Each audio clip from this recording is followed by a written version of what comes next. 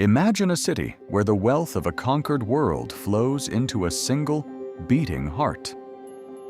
It is the year 100 AD. The Emperor Trajan sits on the throne, and the Roman Empire is at the absolute zenith of its power. It stretches from the rain-swept hills of Britain to the scorching deserts of Arabia. But the true marvel of this empire isn't its unstoppable legions or its massive borders. It is the capital city itself, Rome, a sprawling, chaotic, magnificent beast of a metropolis. With a staggering population of 1 million souls, it is a city of a scale the world has never seen before, and will not see again for nearly 2,000 years. This is the center of the universe. To fully understand Rome, you must first approach it as a traveler would. If you were arriving from the distant provinces, your very first glimpse of the city's might wouldn't be its armies, but its unbelievable engineering marvels. Stretching across the vast countryside like giant stone arteries are the aqueducts. 11 massive aqueducts deliver over 1 billion liters of fresh, clean water into the city every single day. They are a declaration of absolute dominance over nature itself as you step onto the paved Via Appia, passing the thousands of grand tombs of the forgotten dead that line the roads. You are warned that you are entering a place of immense and heavy history. The air suddenly grows thick. The overwhelming sound of 1 million voices, the chaotic clattering of iron-rimmed wagon wheels, and the heavy smell of wood smoke and roasting street food tell you that you have finally arrived.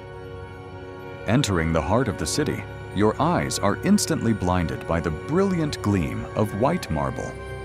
The Emperor Augustus famously boasted that he found Rome a city of bricks and left it a majestic city of pure marble.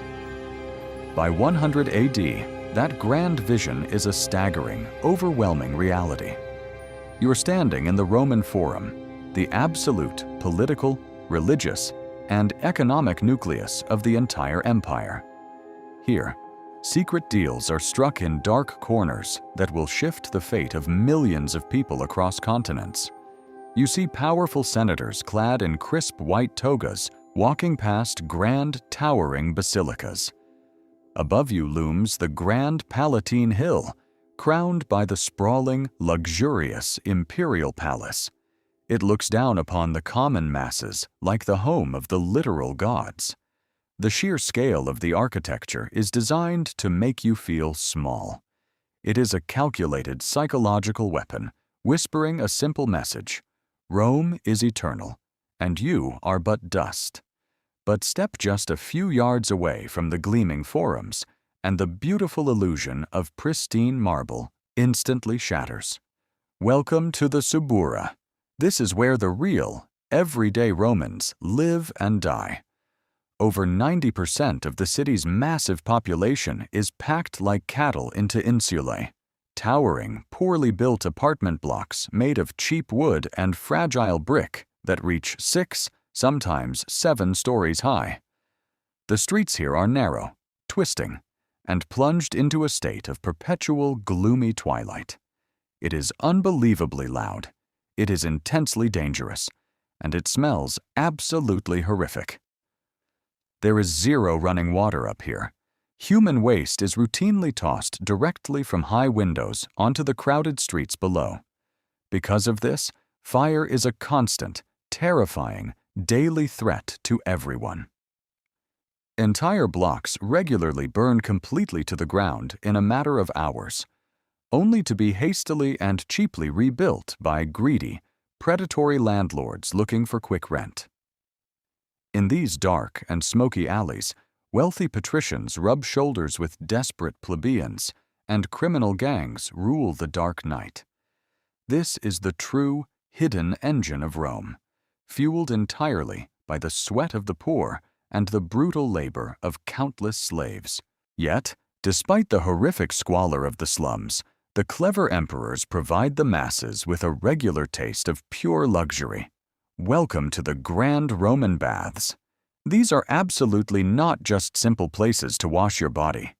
They are massive, sprawling, multi-acre entertainment complexes. For the ridiculously cheap price of a tiny fraction of a single copper coin, any Roman citizen, rich or poor, can enter. Inside, it is a complete sensory overload. You move first from the intense, sweating heat of the steaming caldarium to the shocking, freezing plunge of the refreshing frigidarium pool. Here, beneath soaring vaulted ceilings covered in intricate gold and glass mosaics, the incredibly strict social hierarchy of ancient Rome temporarily dissolves into nothing. Wealthy senators gossip about politics next to simple bakers. International merchants strike massive trade deals with off-duty soldiers. It is a brilliant, calculated political tool.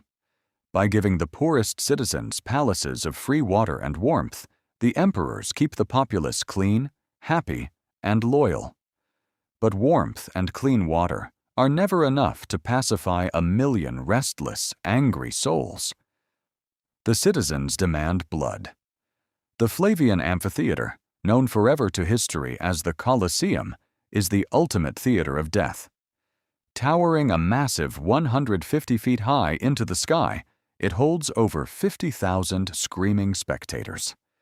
In 100 AD, under Emperor Trajan, the games are reaching terrifying, bloodier new heights.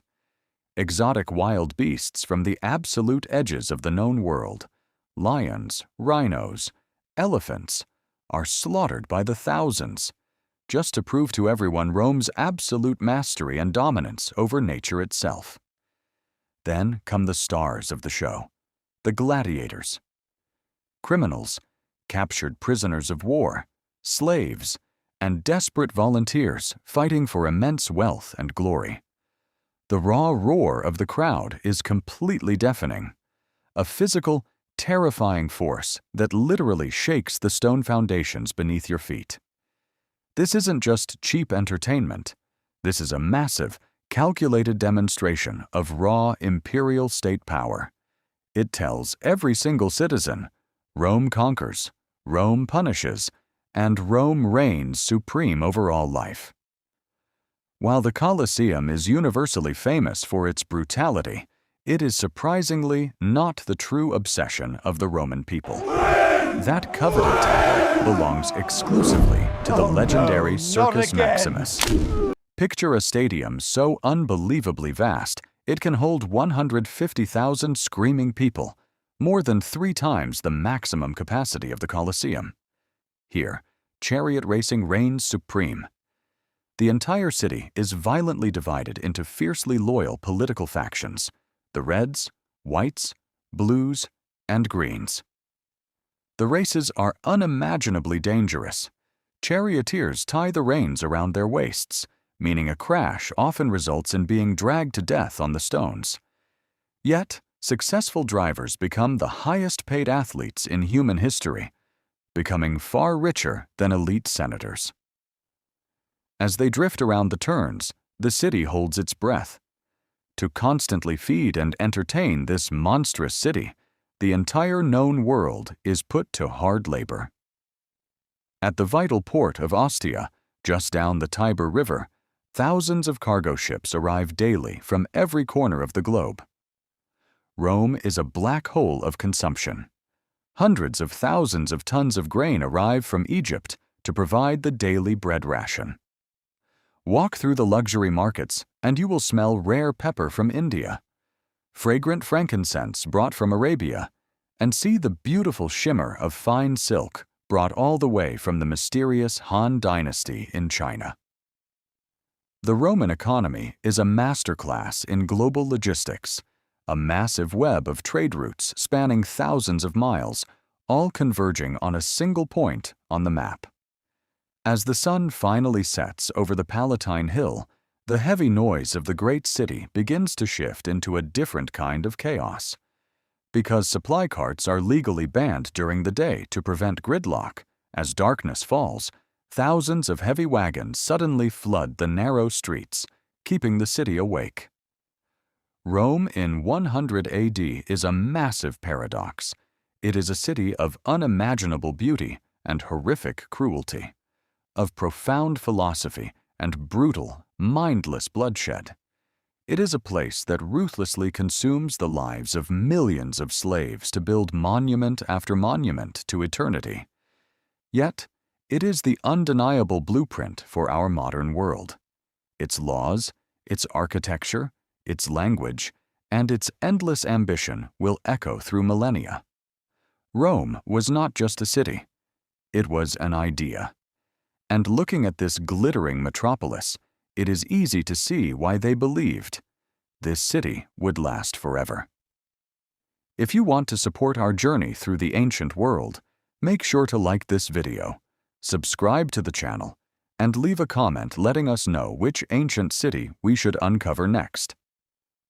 Thank you for watching, and we'll see you in the next chapter of history.